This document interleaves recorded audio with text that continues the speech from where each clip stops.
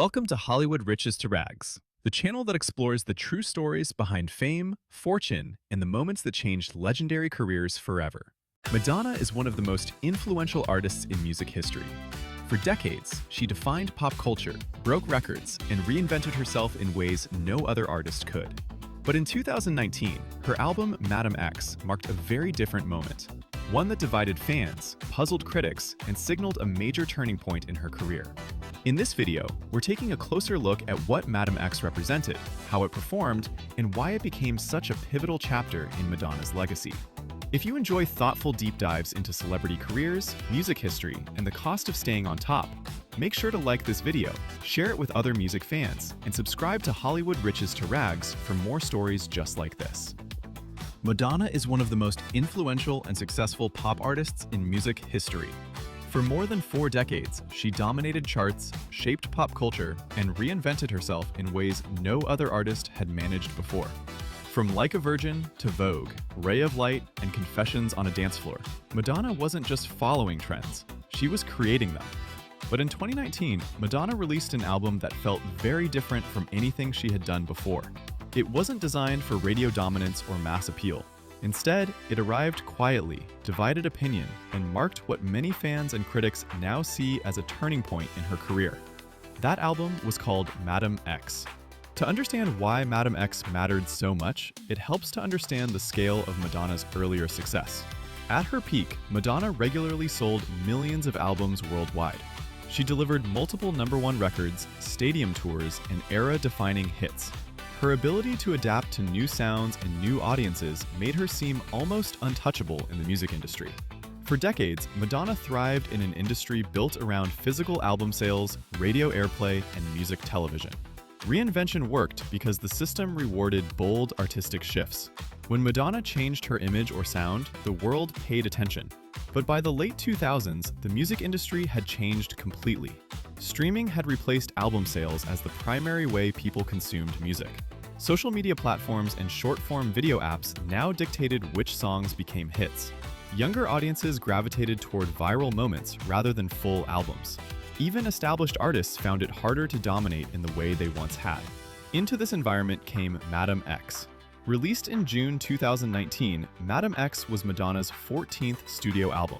She described it as a deeply personal and global project, inspired by her time living in Lisbon and her exposure to different cultures and musical styles. The album blended pop with Latin influences, world music, political themes, and experimental sounds. Artistically, Madame X was ambitious. Madonna adopted a new persona, mysterious, defiant, and politically outspoken. The album tackled topics like identity, freedom, power, and social division. It was not designed to chase chart trends or radio singles. When Madame X debuted, it reached #1 on the US Billboard 200. On the surface, this looked like another success, but the numbers told a more complicated story. The album debuted with roughly 95,000 equivalent album units in its first week, the majority coming from pure sales rather than streaming. Compared to Madonna's earlier releases, which often opened with several 100,000 units or more, this was a dramatic drop. Even more telling was what happened next. Madame X fell down the charts quickly. Its run on major charts was short compared to her previous albums. In the UK and other international markets, it disappeared from chart listings far sooner than fans were used to seeing from a Madonna release. Worldwide, sales were modest by the standards of her legacy. While exact figures vary by region, Madame X is widely regarded as one of her lowest-selling studio albums in the modern era, especially when compared to the heights she once reached. This wasn't just about numbers. The public response to Madame X was mixed. Some critics praised Madonna's willingness to take risks and explore new territory so late in her career. Others felt the album was unfocused or difficult to connect with. For casual listeners, Madame X lacked the instantly recognizable pop hooks that had defined Madonna's biggest eras. Among fans, reactions were deeply divided. Some embraced the experimentation. Others saw Madame X as a project that felt disconnected from the broader audience Madonna once commanded. Importantly, this wasn't the first time Madonna had faced commercial decline. Albums like American Life, MDNA, and Rebel Heart had also underperformed compared to her peak releases. But Madame X felt different. It arrived at a time when Madonna's cultural position had shifted. She was no longer the center of pop conversation. New artists dominated playlists, headlines, and social feeds. The industry no longer revolved around long-form albums by legacy artists. But the contrast was clear. Madonna still commanded loyalty, but no longer mass dominance. Madame X ultimately stands as a symbol of transition. It marked the moment when Madonna's career fully shifted from mainstream chart domination to legacy artistry. From chasing the center of pop culture to operating on her own terms, regardless of commercial results.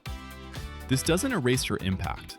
Madonna's influence on music, fashion, performance, and female empowerment remains unmatched. But Madame X showed that even legends are shaped by time, industry changes, and audience evolution. Rather than being remembered simply as her worst-selling album, Madame X may be remembered as the album that revealed how unforgiving the modern music landscape can be, even to the biggest stars in history. Madonna didn't stop being important. The world around her changed, and Madame X captured that moment.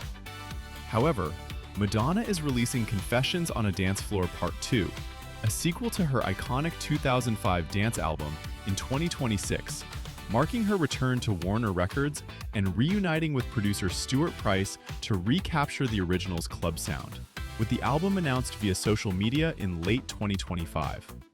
This could see her back at the top of the charts where she belongs, and regain her title as the Queen of Pop. If you enjoyed this deep dive into pop culture history and the realities of fame, fortune, and legacy, subscribe to Hollywood Riches to Rags for more stories about the rise, the struggle, and the cost of staying on top. Thanks.